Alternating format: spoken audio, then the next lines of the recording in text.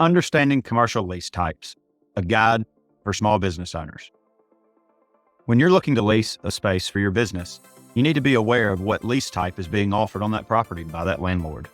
It can change the way you're responsible for different items, and it can also spell out who pays for what.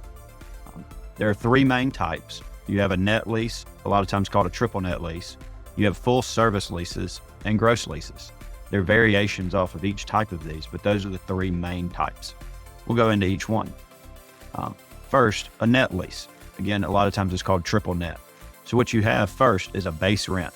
And normally that base rent is going to be quoted in dollars per square foot per year.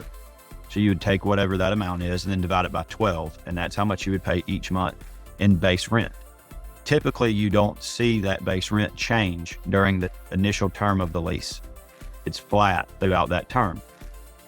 And then you have the triple nets on top of that. So it's normally net of taxes, net of insurance, and net of common area maintenance.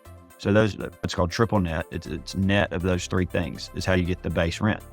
So then over and above the base rent, the tenant is responsible for their portion of those taxes, insurance, and common area maintenance.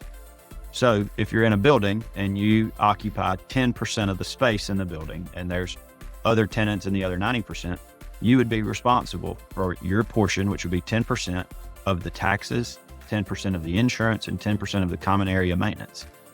That amount is estimated for the year, and then you take that total amount for the year that you're responsible for and you divide it by 12, and you would make 12 equal payments of the estimated cost of those taxes, insurance, and common area maintenance. At the end of the year, there is what's called a true up, and if the estimate was off, high or low, then there may be an extra charge or a rebate or an adjustment to the future year's estimates to catch up on that. So the benefit of a triple net lease is your base rent is fixed.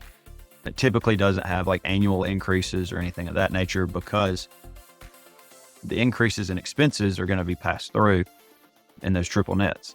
So the downside is that the triple nets can increase.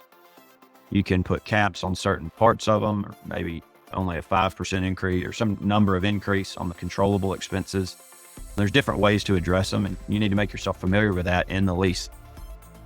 Then just something to be aware of. You see this a lot in retail. You're seeing a good bit of it in warehouse. You see it maybe in a single tenant office building where things are passed through, but you don't see it a lot in like multi-tenant office, but you may see it some. All right, next is your full service lease. This is the complete opposite of triple net. This is where everything is included, typically even utilities, a lot of times janitorial as well.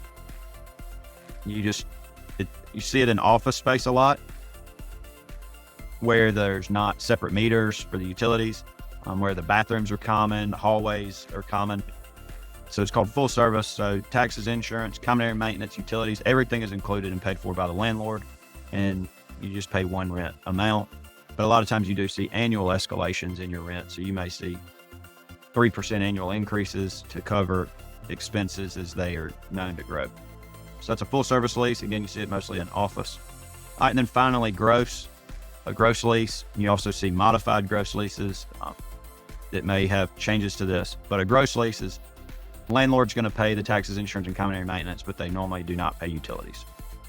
Utilities are probably sub-metered, so the tenant pays those.